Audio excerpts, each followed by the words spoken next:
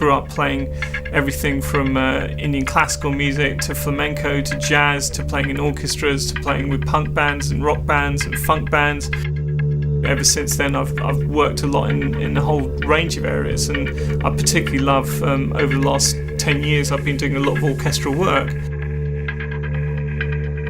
What I try to do is I try and get involved in lots of different things. I work a great deal with theatre, having worked with theatrical companies like Complicité, who won the Olivier Award last year, and Akram Khan, who's a fantastic dancer, and a lot of orchestras like the London Symphony Orchestra, who I've been doing a season with recently. I try and bring a lot of that kind of experience, and also my own albums and DJing and stuff like that. I try and bring a lot of that into the games world. You don't need to be driven to speak, we just speak all the time.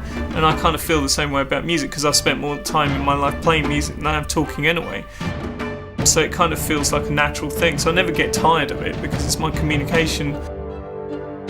I get a real buzz from DJing in a club, and watching people dance or cheering to something you just put on that they hadn't heard before or they're excited by, in the same way as a live gig.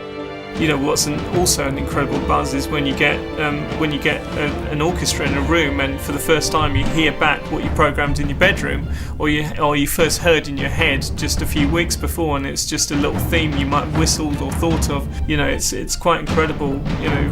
Watching that machine that is an orchestra come to life and create something that was just literally an abstract idea just a few months ago.